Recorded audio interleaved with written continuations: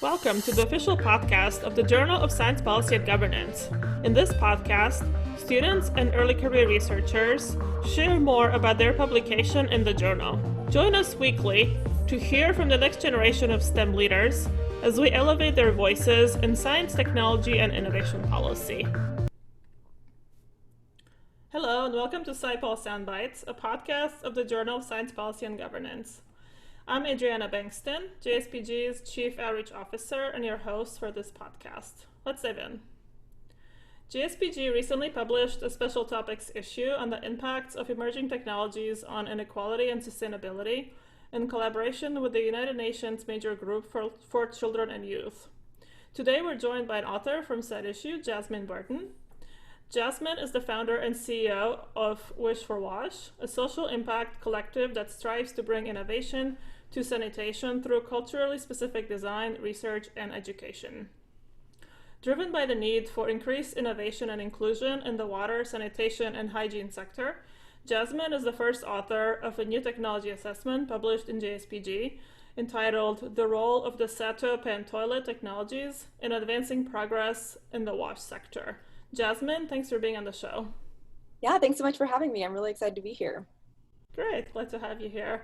So let's start with just a simple 1-minute overview of your publication. Sure. My publication is really featuring a mixed method study that I led for my Master's of Public Health Studies, my dissertation, and it examines the potential market demand for the innovative sanitation technology known as the Sato Pan toilet. They have both a sit version and a squat version of the toilet, and it's made by LIXIL Corporation. And we're really specifically looking at a peri-urban community within Lusaka, Zambia. This peri-urban area is called Baulinie. And through this, we conducted 30 interviews and basically kind of showing various other types of sanitation technologies. The results indicated that there was an overarching positive preference towards the Sato Pan sit toilet, which is really exciting compared to all other presented technologies. And basically we recommended that coming out of that study that, having a Sato Pan sit toilet trial could be really exciting to see if, with the product and with social marketing, to see if there's a potential opportunity to actually see if people would engage with the product in the market versus kind of their stated willingness to pay, to see if they would actually purchase the toilet, see if they would actually use the toilet in their everyday lives the way that we anticipate they would based on the findings from this. So that's a little bit about the publication. Great, thank you. Yeah, it sounds like a very thorough study, so looking forward to hearing more today. So tell us a little more about what was your motivation for doing this kind of work? Yeah, so basically the sanitation sector is one that is often kind of the elephant in the room in a lot of development conversations because sanitation is highly stigmatized, and it's also really, disgusting. People don't like to talk about sanitation, but it is a universal experience that all people, have some sort of reality related to their sanitation norms, right? But unfortunately, over 2 billion people in the world today lack access to improved sanitation, and over 4 billion people lack access to safely managed sanitation. And this means that people in these communities and contexts often resort to using unimproved pit latrines or holes in the ground that are really unsustainable, and that leads to a host of both mental and physical health problems because waste is going into their drinking water, as well as going to the bathroom outside in front of your neighbors is there's a lot of mental health things that go with that, as well as embarrassment and a lot of gender stigma and gender-based issues that arise from that as well. And I think something that many of us that come from contexts where we don't have to think about when and where we're going to the bathroom because we have one down the hall or we have one in our home, we don't think about how much that access privies us in our lives, right? Like a lot of girls in these contexts that sanitation is lacking in, they often drop out of school when they reach puberty because their schools don't have toilets, which seems just such like a crazy reality when we're living in this world where we have all these amazing technologies and access points, this world of globalization, but people aren't going to school because their schools don't have toilets. And that was really my access point into this work, kind of learning about that, and particularly how it impacts the livelihoods and career advancements of young girls and women, and kind of on the back end of this, that's also, been driving a lot of the work that I do today is the fact that, the United Nations they have the Sustainable Development Goals, and particularly the 6th Sustainable Development Goal related to water and sanitation is something that drives a lot of the work that I do, and particularly in Lusaka, in Zambia, there's been a lot of reports saying that, they're really, under the radar in terms of reaching the Sustainable Development Goal targets that the UN has put out for the 6th Sustainable Development Goal specifically. And I actually had the opportunity to live in Zambia. So when I was in my master's program at the London School of Hygiene and Tropical Medicine, where I conducted this research, I really came into that experience having just lived in Zambia, having seen, these communities firsthand, that had, immense cholera outbreaks just because, their water tables were really high, and there was, a huge prevalence of open defecation because there was no affordable sanitation options.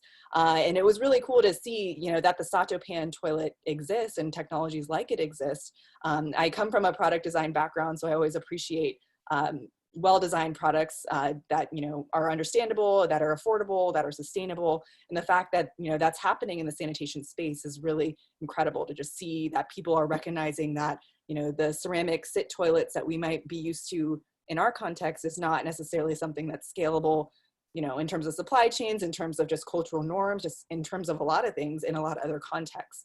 So that's part of why the Sato Pan toilet and having the opportunity to do a consumer market project with it for my dissertation was a really exciting opportunity. That's really interesting. Yeah, thank you so much for those insight. I actually didn't know that this was such a big problem either, but you did a really good job kind of shedding light on that. And so it's also great that you were able to actually experience that firsthand. Based on that, I think it would be really helpful for our audience to hear more about how you do this type of work, especially for many of them are students, early career researchers, or young professionals that might be interested in this topic. Sure. Yeah, I think for me personally, my experience in Zambia really came from my engagement with an organization called Global Health Corps. So coming out of college, I had my product design degree. I really wanted to work in the impact space and kind of using my skill set to drive impact through innovation. And then, Global Health Corps sort of specifically targets early career young professionals that are interested in, starting their path in the global health space.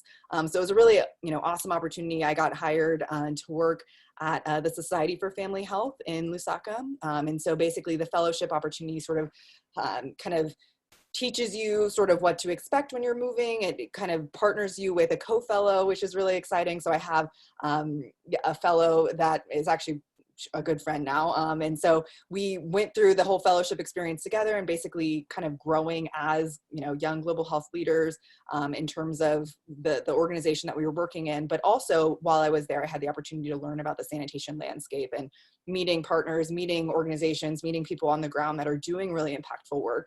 And again, like when you're coming out of school and you sort of have, all these visions of how you can use your work to drive impact, it's really humbling to also recognize that, there's a learned skill set that you perhaps just received coming out of school, but then there's also, a lived, skill set that people in all contexts have, and being respectful and honoring that is also something that I think is really important as, you start your career, to recognize that you could know everything in the book, right? But then when you go into the real world, things are totally different. And that was actually part of, again, my path in this space is, coming from a product design background. I had several classmates and we worked on a product design concept at Georgia Tech where we researched, we talked to a bunch of people, we Googled online, we came up with a toilet design that we thought was going to be really great. And we won a bunch of funding. We got a lot of support. And then when we piloted it in Kenya, this was several years before I was in Zambia, that's when we sort of realized that just because we learned something online and just because we did really extensive research doesn't mean that that's sort of how it works in reality. And I think that that's really important, again, as you're moving in this space, is to recognize that in order to sustainably and like inclusively create things that will last, you have to have that real life experience. And so again, like I mentioned, I come from a design background, and this human-centered design methodology and mindset is something that's really driven a lot of the ways that I have grown in this space, and is something that I encourage a lot of people to explore and kind of learn more about. And in my head, it seems, pretty, intuitive, right? Like you're designing something for a problem that you may or may not experience, right? And if you want it to actually work, you have to talk to somebody who experiences what you are researching or what you're looking to design or create for. And really just, the idea of piloting, the idea of iterating based on user feedback, based on community needs, based on cultural norms. And this was something that, again, like through this research, like, we came in through, we had this Sato Pan toilet, which is a blue plastic toilet. A lot of people have never seen anything like it. We had like games and interactive methodologies for how we were going about asking questions and kind of destigmatizing some of these conversations. Because again, it is kind of weird to just be talking about toilets, especially with strangers. And so we sort of wanted to break that down a little bit. And I mean, we piloted it because we were like, we don't know if this is going to work. We don't know if this question is going to resonate or if this game is going to work. And that was really helpful because there were certain things that really, we were like, okay, back to the drawing board. Like, this isn't, this is confusing, or maybe we need to have a different image here if we're going to do a card game, so you can sort of have a clear distinction between which toilet is which for, when they're picking. So I would encourage sort of, again, like as you're developing your, research prowess, is just to kind of make sure that you're piloting, you're putting stuff in front of people that are from the community or from the subgroup or from, wherever that you're looking to conduct your research. But then also making sure that you integrate that feedback. I think that sometimes it can become a bit of a checkbox activity, but I would really caution people from doing that, because it's so great when you have the opportunity to get feedback from user groups that you're going to be working with, and to integrate that into your study design from the beginning really enables you to get true meaningful outputs. And so I think that that's definitely something that I would encourage. And then just in general, like if you are in a position where you're working on something really exciting for your dissertation or for thesis or something, I would definitely recommend, sort of having a tiered plan. So I know for my research, there was a ton of iterations just based on logistics and timing. So, there was things with getting ethics approval, actually getting in country, actually getting the toilet products that were out of my control. But I also had to graduate. So it's like, you have to be able to submit something so you can actually graduate. So you have to sort of kind of find a sweet spot between finding a piece of work that's really meaningful for your career, and then also, being sure that you actually get your diploma at the end of the day. And so what was really helpful was I had advisors that told me, have a set, this is like number one, this is what you're going for. But if that doesn't work, here's number two, kind of an iteration of it. And then here's number three. And then if all of that, doesn't happen, come up with a really exciting systematic literature review that you can already start kind of putting in process just in case. So you still have something you can submit that still is going to help your career. So yeah, those are a number of things that I would recommend for early career professionals and students that are interested in this type of work. Great, that's very helpful. Thank you. Yeah, that's definitely true about getting the real life experience. Nothing teaches you that unless you're in it. But that was great. I think thinking generally about these kinds of principles in doing research, and it sounds like you had good mentors as well. So all these principles are really useful for students, regardless of what they end up working on. Yeah. Okay, so it seems like you really enjoyed this work. You sound really excited talking about it. So tell us more about, what do you find exciting but also challenging about this work? Sure. I think there's a number of ways we could look at how we're defining this work. For me, like I mentioned, I came in strictly from a product design lens. There's a toilet issue. There's not enough diverse toilet options on the market that are readily available in various contexts for various types of people in different parts of the world. But then that sort of was a gateway into just the realization that there's so many ways that we could drive innovation and sustainability within, the water, sanitation, and hygiene space. We're looking at, we're living in a historic time, right? With COVID, with this global pandemic, and it is hygiene related. And it really showcases that, a lot of times when we talk about the need for sanitation, the need for hand washing, we're oftentimes talking about in global context, but when we look in more developed context too, there's a lot of opportunities to improve here too. And I think that that's oftentimes like an understated concept. There's been some really interesting work. I live in Atlanta, and there's been some really interesting work with like homeless populations and COVID response, and how do we get people that are homeless, how can they wash their hands? Everyone's like, wash your hands, but like if you are living from shelter to shelter, like what is your reliable hand washing source, and what can cities and what can citizens do to help with that, to drive that change? I think we're seeing this isn't necessarily related to COVID, but it is related to sort of this change of time. There's a lot of aging infrastructure. And when you look in like parts of rural America, again, I'm from Atlanta, so when you go to like rural Georgia, there's a lot of houses and communities that are based on septic systems that were built like 30 plus years ago that are now failing.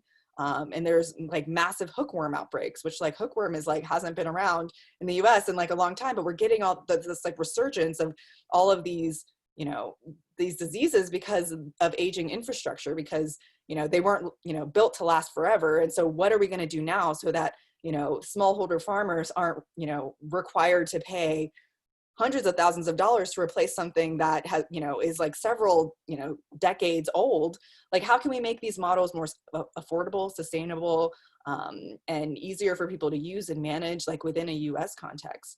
And then I think globally, kind of it's a connected concept, which I think is exciting. Like, there's a lot of things in global health that to me are sort of representative of a shared humanity, but I think that that's like ultimately realized through this like sanitation concept, right? Like, everybody, no matter where you're from, no matter what your background or country or like racial identity, whatever, like you understand that feeling of if you need to go to the bathroom and you don't know where a bathroom is, like, that like sheer panic, like that feeling of panic, or like if you've been walking down the sidewalk and you see like dog poop or something, like you have that feeling of disgust, right? Like it's like a universally understood experience that transcends identities and cultures and things, which I think is such a powerful message once we realize that, it's something that's so stigmatized and gross, but it's something that, again, everybody knows about, and everybody has like an intrinsic, like embarrassing moment or like really gross experience that they can relate to. And I feel like if we could tap into that, that would really help us not only like drive empathy for, more innovation in the sanitation space, but also like the opportunity to actually like create like a diversity of products. Like when we look, we have like millions of different like toothbrush designs or like, car designs. But when we look at toilets, it's like we have, one main one, and then there's like some maybe changes. And maybe if you're really fancy, you have some like, fancy like heat warming, something else happening. But like largely it's not like a different product. And I think that once you sort of reframe it that way, there's an opportunity for a lot of people to engage, and a lot of different sectors to engage. So I work also with the CDC at the Division of Global Health Protection to get like a public sector, public health lens. I also have worked with the Toilet Board Coalition, which is a very private sector approach to like driving innovation through like public-private partnerships. So there's ways for everyone to get involved in sanitation because it literally touches everybody. So I think that's what to me is the most exciting part of the work. It's also challenging because there's so much you can do, but I feel like if you find your sweet spot about like what skill sets you can bring to the table or what sort of resonates with you, it's meaningful because there's so much opportunity to actually do better in all contexts as it relates to sanitation. Mm-hmm. Yeah, thank you for that. That was interesting to hear about the barriers that some people have, that they don't have access to this. And I like what you mentioned, that this is such a basic need. I think that, this idea of kind of the common humanity, I think is an obvious concept here. So thank you for bringing that forward.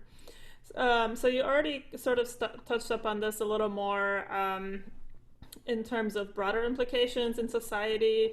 Can you talk more about what that looks like also in the context of underrepresented groups? Sure.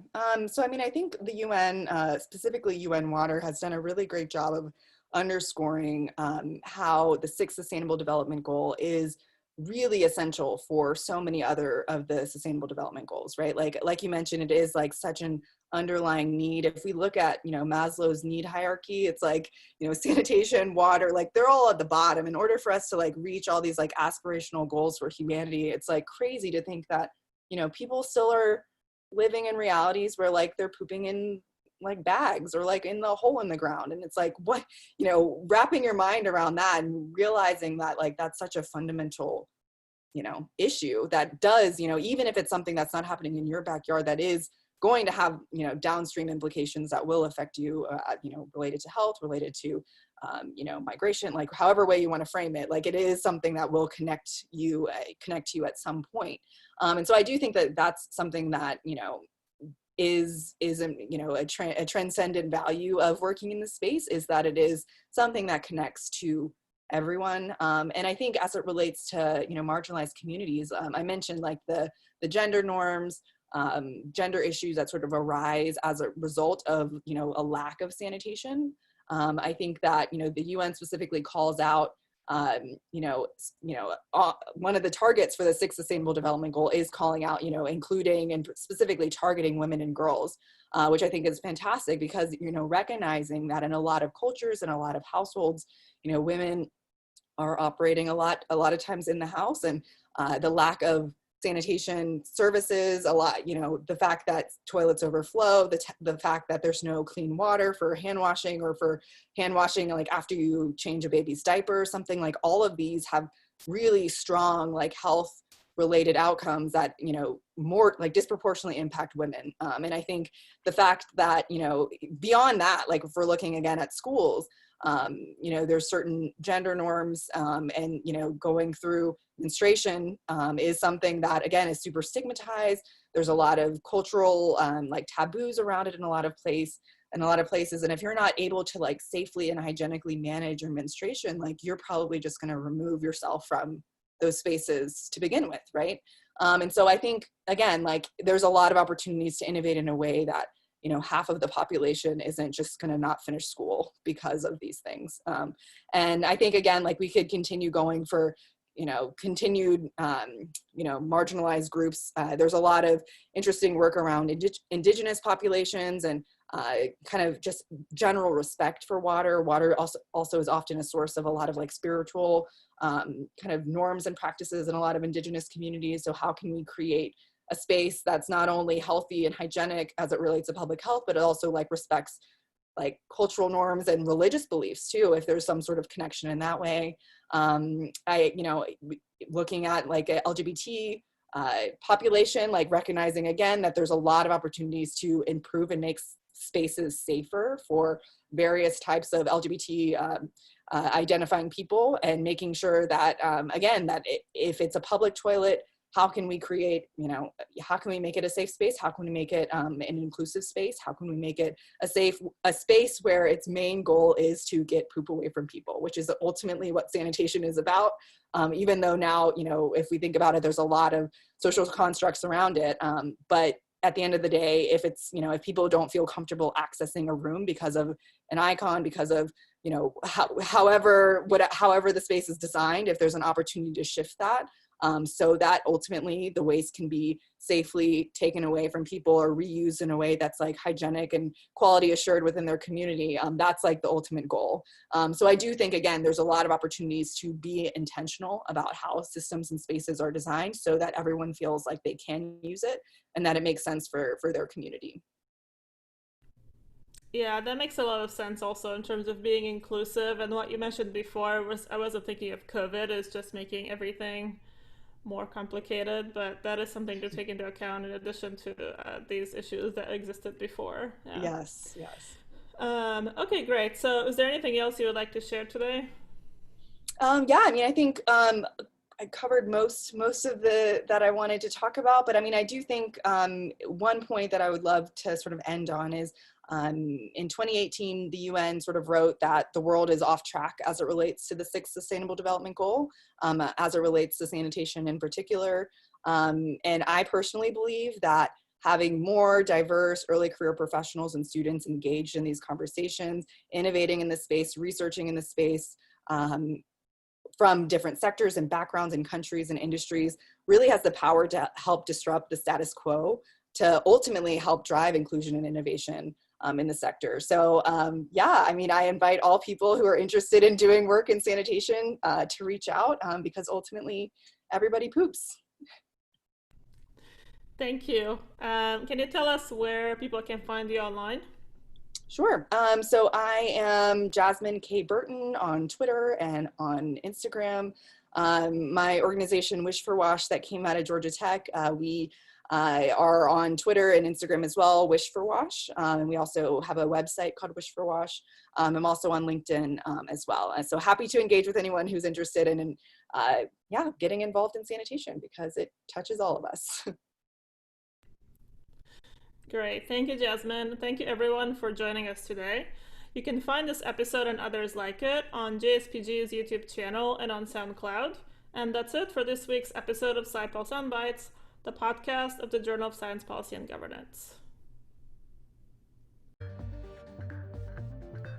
If you enjoyed this episode, subscribe to our podcast on YouTube and SoundCloud. You can also follow us on Twitter, Facebook, and Instagram at SciPol Journal.